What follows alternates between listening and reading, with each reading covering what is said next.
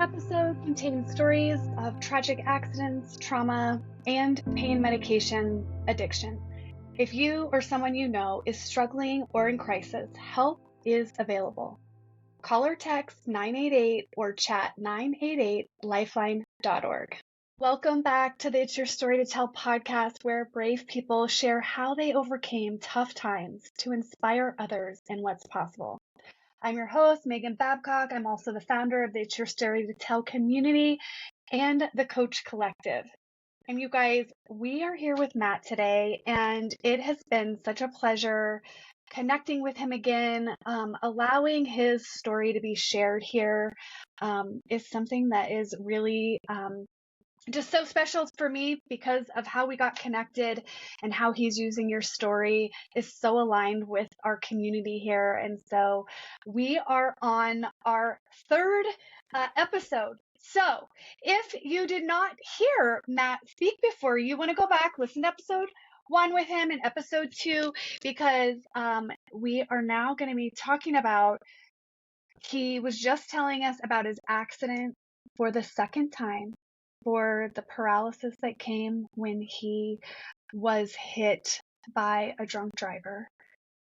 And so, Matt, tell us how that transpired, what happened in the aftermath of that. So I'm sitting in there in the truck, and the truck actually started on fire, trapped in the truck, and there's an EMT that had a fire extinguisher in her car, of all things, and she put the fire out, and now I'm okay. Like I'm okay. I remember telling myself I'm okay, and the emergency crews for the second time cut me out of my truck with the jaws of life. For a second time, put me on a gurney into a helicopter to be airlifted to the hospital.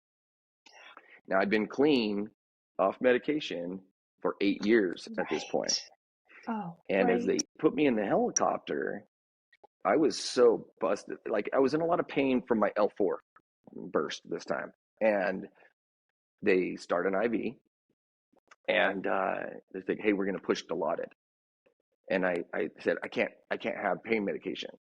I'm recovering, and I've been clean for 8 years. Like, please don't push pain medication.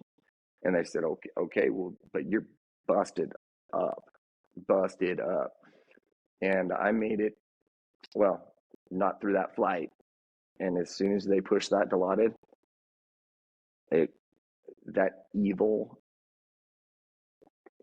just, oh, there you are.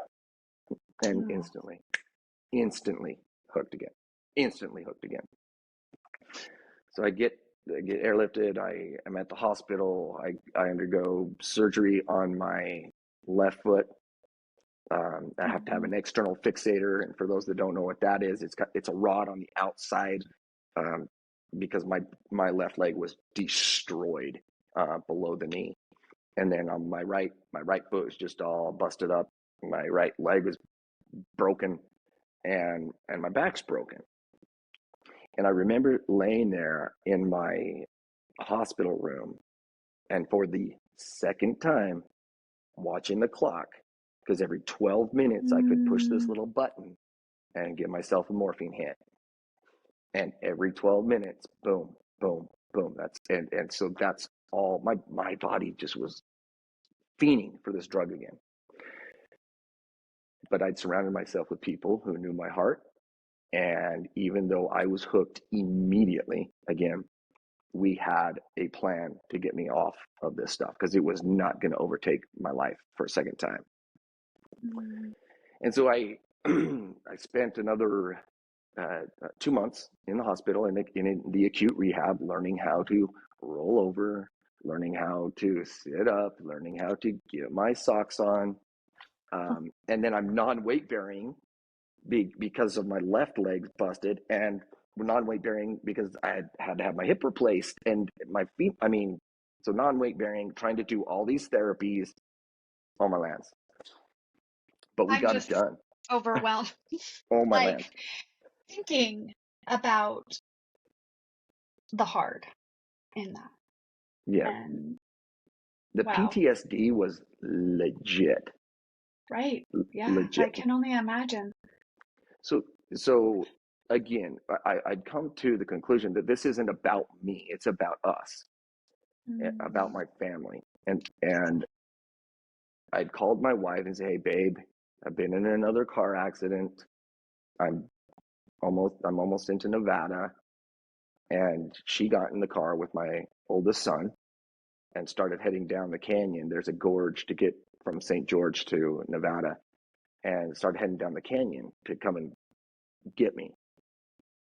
And I can only imagine what's going through my oldest son's mind, who the first time was 12, and now he was 25. And my wife, now my youngest son, is playing college baseball at this time, and he's in Arizona playing, and he doesn't know his dad's been in an accident. My little girl is a CNA at the time; she's a nurse now, so she's waiting at mm, the hospital. So as they come down the canyon, all the traffic's backed up because you've got my car that's on the slow shoulder. She's got so I got hit by a Chrysler 300, and the lady that had hit me, who was intoxicated, she didn't make it. She wasn't wearing her mm, belt, and so it took her life, unfortunately. But if you can imagine our two cars, her on the fast lane, me in the slow lane on the shoulders, two semi trucks stopped, and this is late at night, and on the other side of our vehicles, uh, the life light had stopped and turned off its rotors as we got extracted from our mhm, vehicles. And so now they have all this traffic. So they get on the side, the shoulder, and they're coming down the shoulder, and they get to the very front of where those semi trucks are at, and the emergency crews stop them. Say, "Hey, what are you doing?" And my wife, "That's my husband." And at this point, they're loading me into the helicopter.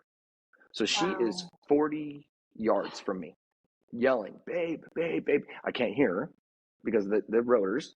Mhm, And she watches them put me in the helicopter. She sees my truck, and it's been demolished again. And if you go on my social medias, you'll see the accident. It, you'll see the vehicles. Um, why I survived is because God has a greater purpose for me, and that's to inspire clearly. and motivate. And so the journey to that point, as far as my relationship with God.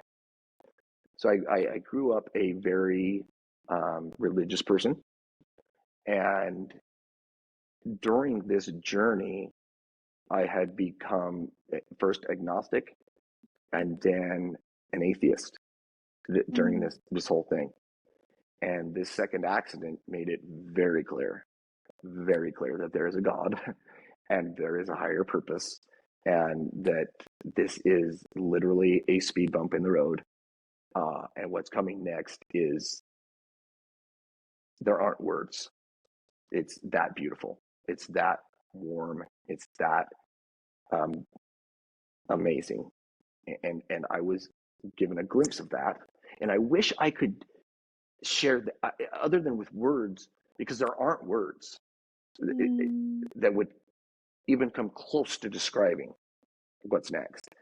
And I wish I could give that to my kids and my wife to let them know, hey, this isn't it. This is literally a blink of an. So I get sent home, and my doctors said, "Hey, you're not going home on pain meds. So let's get her dialed in. Let's wrap your head around this." And that's what happened. And it was very difficult. It was hard. I was in pain. But pain, pain allows us to feel. And mm, pain lets us know that we're alive. And pain medication takes that from us. Like, go out and smack your thumb with a hammer. I promise you're going to know you're alive. I promise. So if we can change our mindset on pain, and that this is happening for us, not to us. So my two mm, accidents they've happened for me, not to me. I'm not a victim. Now, if you're going through something right now, and you are, because everybody is, a lot of the times we can't see the forest for the tree. And when you're down in the trench, literally scrapping for your life, it's hard to see Mm-hmm. that this is happening for me. Whether you're going through a divorce, whether you've lost a child, whether you're dealing with cancer, whether you're at a new job, whether you're having problems with your kids, whatever it is, we all have the thing, and it's happening for us, not to us. So for me, Again, the power of perspective, right? When you, and then the words that you choose to use, and it is very hard because you are a victim, right, of an accident. You are a right, victim of these circumstances, but you don't have to stay there, right. right? You can see that, like, this is hard and unfortunate. What do you want, right? Like, what do you want to choose? Because it's a choice. It's That hard is when you're in the the midst of most, it. don't you think that's the most important question? Is what do you want? Yeah. Eh, eh, What do you want? Eh, Hmm. and whatever that thing is, I want to walk again. I have to reverse engineer that. Mm. So, okay, I want to walk, but first I need to learn how to roll over, sit up, get dressed, get my socks on, bathe, all these things. All these are progressions to walking. So, what do you want? And reverse engineer it and go and get Mm-hmm. it. And so when you're asked, what do you want? The next question I would say, how badly do you want that thing? Are Right, you because you have to willing to want go it all in? bad enough to go and do the hard because it gets worse before it gets better. Like Oh, because of reprogramming your mind is you've talked about how powerful it is and good and bad. You've been able to highlight that in your story. And you have to be so intentional. And one of the things that I think stands out, um, besides your own resolve and resiliency, is that you surrounded yourself with like-minded and community. Because when you don't feel like continuing to go on, they're able to come alongside yeah, of you and support you. And if you had tried to not get help or accept your dad and your brother and all of those things coming alongside of you, you would likely have a very different story today.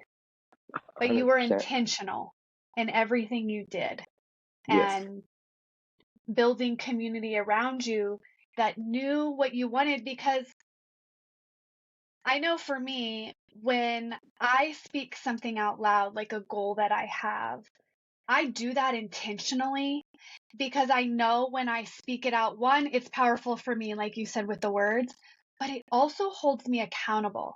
Because when I don't feel like doing it, I'm like, but wait, I told other people this is what I was going to do. And it helps to motivate me extrinsically when I don't have that motivation internally, Right. And so you have to know that about, that's what's so powerful about performance coaching and mindset coaching and all of that, because all it is about learning to control the narrative. But it takes support and help. It's not impossible to do on your own, but it's a whole lot more difficult and it Oh, takes a lot more time. oh. And I think it's so important to feel the despair and to Right. feel this is what's so cool about being broken. So if you're Mhm. broken right now, I'm going to give you why it's so cool to be broken, because you get to rebuild it the way you want it rebuilt, with your, not mom and dad's principles or beliefs, but your principles and beliefs. And Yeah. you get to rebuild it the way you want to be rebuilt. And it is not a cliche. There is no light without dark. And without utter despair, here's the thing: winning. Everybody wants to win. Like, it's life's a competition. It is, and everybody wants to win. Not everybody gets to win all the time.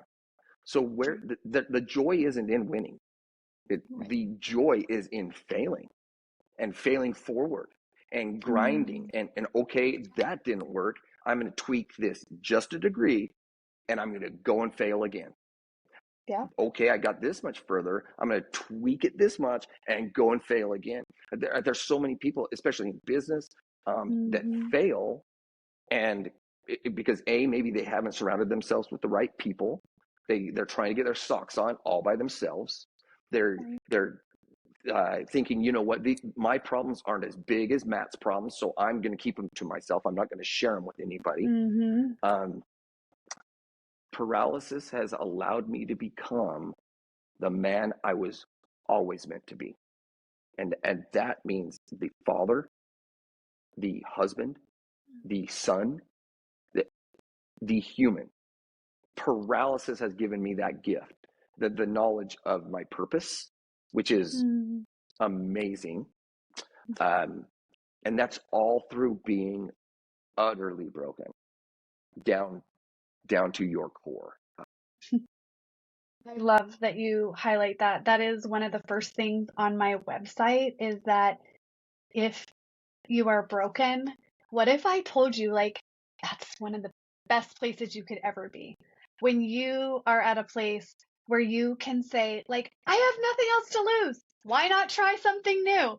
Because what I've been doing hasn't worked. So it's like such a place of like, there's nowhere but up to go. And being able to change. So part of my journey was overcoming perfectionism, and perfectionism, codependency, drugs, all those things are just coping mechanisms, right? They're ways that we've learned to deal with emotional things that have harmed us. And so I struggled really hard with this concept of just, oh, that wasn't a failure. I learned something from that. Let's tweak it.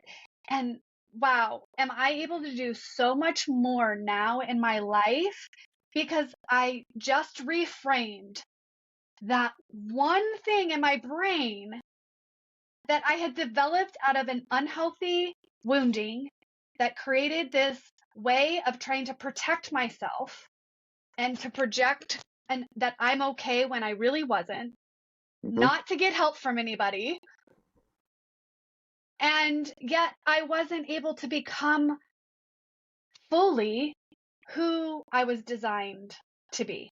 And by letting go of all of those old ways of doing things, it's brought about so much more joy and fulfillment. And I'm not scared, like you're able to face and confront the fear, because the fear is all a lie. It's all a narrative that's just trying to keep you from becoming who you have the potential to be. So I False love that evidence being you, real. Yeah. Or yeah, appearing real. right. So Yeah. Megan, so here's the thing. You're perfect. You are perfect and I am perfect. And anyone listening, you are perfect. And what I mean by that is I could get another wheelchair, sit it right next to me, and Megan, you could come jump in that wheelchair and you could do your damnedest to be Matt Blanchard. And maybe you get close, other than our anatomy being different, well, a whole lot different. But you're going to fail every time, because I'm the only perfect Matt Blanchard, perfect in my failures, perfect in everything I do. And in turn, I could try to be you, but I will fail every time. I do not compete with anyone, truly, anyone but myself. My goal every day is to become a better version of myself today than I was yesterday. And today I'm doing it. The day before, there are days where I take steps back. Sure. And That's to we be all do. expected. It's like, what's the overall trajectory, right? Are you going in a different direction? Are you getting closer to where you want to be overall, right? Because we're humans, and so we're going to make mistakes. We're going to say things that we didn't want to. We're going to, Right. not have the outcome that was desired. But sometimes that wasn't even our purpose, like you were forcing it, right? Or I was forcing it. And it's like, no, that's not even where you're supposed to be. And so by you not being able to accomplish that, I'm actually moving you in the direction of your most authentic self, where you're going to have the Yeah. most impact. You're going to be able to inspire people the most. And what I love about people coming on here and sharing their story is that there's so much power in our story. There's so much power, I see it as our testimony. And you're right, like these hard things, I might not have been able to do what Matt Blanchard has been able to do, but we need Matt Blanchard to be able to show people what's possible. And there's Sure. people who are listening who've struggled with drugs or they're in a wheelchair, right? Cannot, I can empathize and feel, you know, come alongside them, encourage them, support them in what they Right. need, but I can't comprehend or understand their story in the way you can.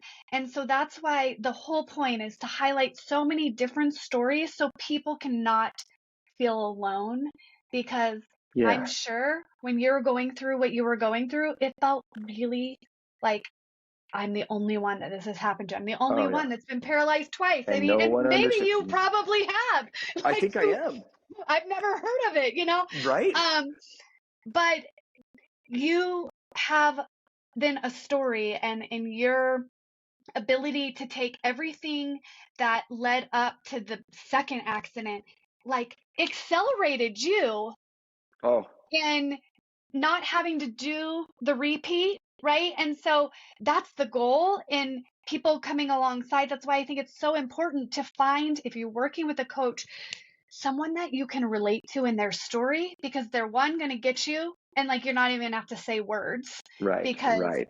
they understand and they can speak to you right where you're at, Yeah. where I couldn't speak to someone that doesn't have my story as effectively. I can do it, but like it's so much more powerful. There's just an immediate bond and trust when you share a Yeah. story. When you So become vulnerable. yeah. So finding somebody that you can say, wow, you know what? They've done it. Like, let me follow them, because guess Yeah. what? It took Matt Blanchard a Oh. lot of years Oh. on that first go round to Oh. figure it out, but how much faster you were Yeah. the second time. And now, like, how you can take that and help people accelerate their own development and their own grieving process and navigating through it is really profound. You know And what? That's my jam. That is my jam. And here's the thing. And anyone who's listening right now, here's my question to you. I am paralyzed from the waist down. I am paralyzed in a wheelchair. What paralyzes you? So if you're mm, able-bodied, what is your paralysis? What's your roadblock? What's that thing that you're thinking of right now that you think is your greatest weakness? Paralysis is the best thing that has ever happened to me. mm, It is it broke me. It broke me. And mm, I so appreciate being broken because I was able to rebuild myself this way. And, I could still be an electrical contractor that's wiring buildings, but instead, I inspire hundreds of thousands of people on stage, on podcasts, through my nonprofit. It's my purpose. It's what I do. mm. So, what paralyzes you? How can you take that paralysis in your life and have it become your greatest asset? Because you Mm. can. I Good. promise Yeah. that you can. So, surround Yeah. yourself with people who give you the best opportunity to be successful and go to Hmm. work. Really good. So tell us a little bit about your nonprofit. I know you speak because I got to hear it, and then you're on this podcast, so people can connect with you and have you. They need to have you on their podcast. Oh, yes. But tell me a little bit about your nonprofit and what do It's, you do through that? it's amazing. So, our nonprofit, it's called Today's First Step. And what we do is we help individuals who have suffered some type of deficit, whether that is paralysis, amputation, traumatic brain injury, stroke, whatever your cancer, whatever your deficit is. And we will go in and remodel a house to make it ADA compliant. If you are, we'll contract with general contractors and get your house to where it needs to be, so that when you come home from the hospital, you aren't, because you need to focus on you. So today's first step allows us to take care of, sometimes it's medical bills, sometimes it's a power wheelchair, sometimes it's hand controls on a vehicle, sometimes it's a vehicle altogether.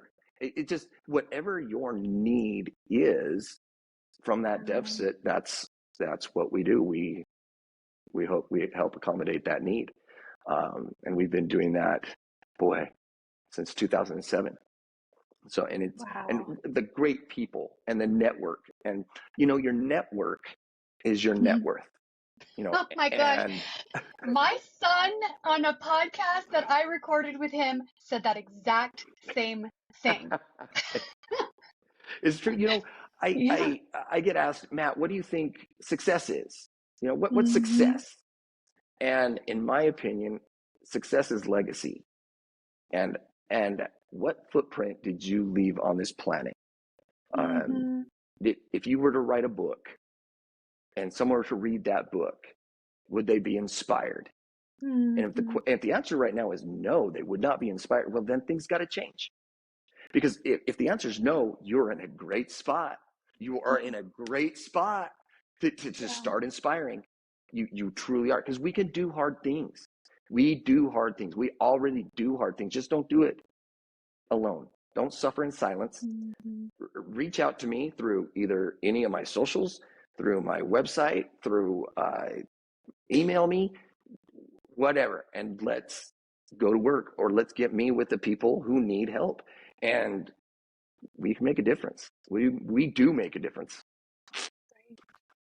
So good, Matt. That was such a great way to kind of end this. I'm just so inspired. I told you, like, it's when I heard you speak, one, like I told you, it changed the direction of something in my own son, because he wouldn't wear a seatbelt.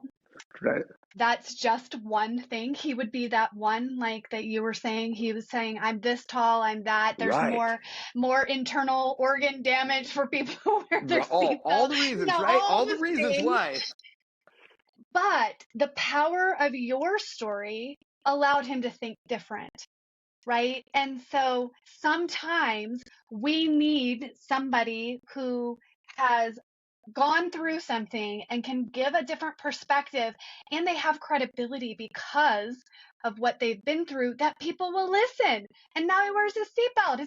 I don't have to get on him, and who knows, that could eventually one day be a lifesaver. But just even, recognizing that we all can change someone's life. Even if it's something like you're wearing your seatbelt, you never know just how one small thing, and this is real life, guys. If I was living in my perfectionist, I'd be freaking out about my dog barking. So apologies, but that's life. We all, Right. he's going real crazy. Right. It is what it is. You know what I'm saying? It's life. We all go through it.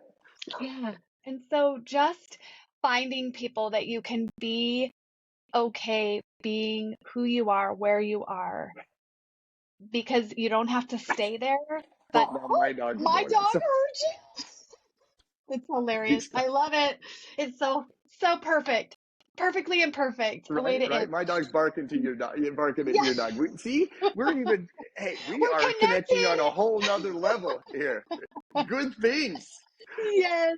So you guys, I hope you have enjoyed and been inspired, like I have, by Matt. And I hope you will go and check out everything that he's doing, because he is making a difference, and you can make a difference too.